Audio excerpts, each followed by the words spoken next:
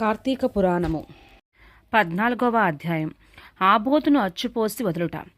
మరలా వశిష్ఠుల వారు జనకుని దగ్గరికి కూర్చుండబెట్టుకుని కార్తీక మాస మహాత్యమును గురించి తనకు తెలిసిన సర్వ విషయములు చెప్పవలనని కుతూహలముతో ఇట్లు చెప్పదడంగిరి. ఓ రాజా, కార్తీక పౌర్ణమి రోజున పితృప్రీతిగా వృష్టోత్సర్జనము చేయుట, శివలింగ సాలగ్రామములను దానము చేయుట, ఉసిరికాయలు దక్షిణతో దానము చేయుట మొదలగు పుణ్యకారముల వలన వెనుకటి జన్మమందు చేసిన సమస్త పాపములను నశింపచేసుకుందురు. వారికి కోటి యాగములు చేసిన ఫలము దక్కును.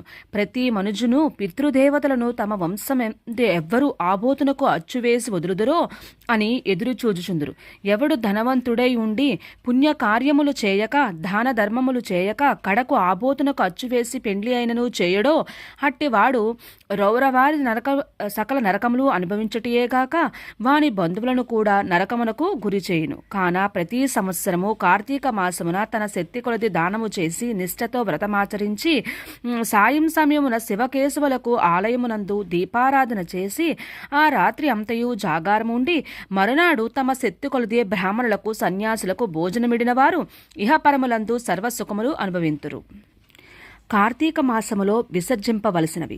ఈ మాసమందు పరాన్న భక్షణ చేయరాదు. ఇతరుల ఎంగిలి ముట్టకూడదు, తినకూడదు. శ్రాద్ధ భోజనం చేయకూడదు. నీరుల్లిపాయ తినరాదు. తిలదానము పట్టరాదు. శివార్చన సంధ్యావందనము చేయని వారు వండిన వంటలు తినరాదు. పౌర్ణమి, అమావాస్య, సోమవారముల నాడు సూర్యచంద్ర గ్రహణపు రోజులందును భోజనం చేయరాదు. కార్తీక మాసమున నెల రోజులు కూడా రాత్రులు భుజింపరాదు. విధవ వండినది తినరాదు.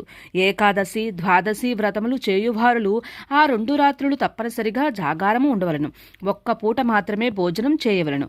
కార్తీక మాసములో తైలము రాసుకొని స్నానము చేయకూడదు. పురాణములను విమర్శించరాదు. కార్తీక మాసమున వేడి నీటితో స్నానము చేసిన కళ్ళుతో సమానమని బ్రహ్మదేవుడు చెప్పును. కావున వేడి నీటితో స్నానము కూడదు. ఒకవేళ అనారోగ్యముగా ఉండి ఎలాగైనా విడవకుండా కార్తీక మాస వ్రతం చేయవలనన్న కుతూహలం గలవారు మాత్రమే వేడినీటి స్నానం చేయవచ్చును.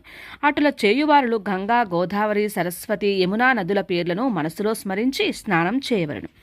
ఏ నది తనకు దగ్గరలో ఉంటే ఆ నదిలో ప్రాతకాలమున స్నానం చేయవలను. అటుల చేయని ఎడల మహాపాపి అయి జన్మజన్మములు నరక కూపమున పడి కృషింతురు.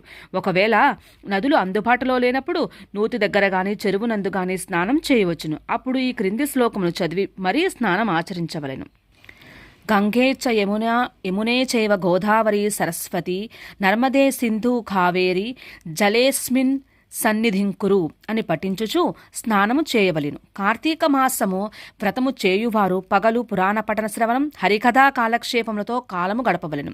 సాయంకాలమున సంధ్యావందనాదికాది కృత్యములు ముగించి పూజామందిరమునున్న శివుని కల్పోతముగా ఈ క్రింది విధంగా పూజింపవలెను.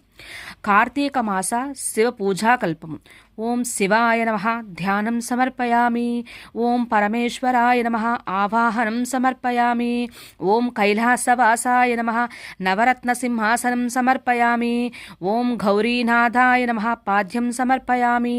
ఓం లోకేశ్వరాయ నమః ఆర్ధ్యం సమర్పయామి. ఓం వృషభవాహనాయ నమః స్నానం సమర్పయామి. ఓం దిగంబరాయ నమః వస్త్రం సమర్పయామి. ఓం జగన్నాథాయ నమః యజ్ఞోపవీతం సమర్పయామి. ఓం కపాలధారిణే నమః గంధం సమర్పయామి. ఓం సంపూర్ణ గుణాయ నమః పుష్పం సమర్పయామి. ఓం మహేశ్వరాయ నమః అక్షతాన్ సమర్పయామి. ఓం పార్వతీనాథాయ నమః ధూపం సమర్పయామి. ఓం తేజోరూపాయ నమః దీపం సమర్పయామి.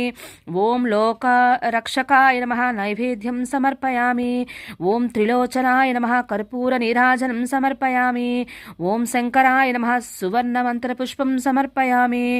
ఓం భవాయ నమః ప్రదక్షిణ నమస్కారాన్ సమర్పయామి. ఈ ప్రకారముగా కార్తీక మాసమంతయు పూజించవలను.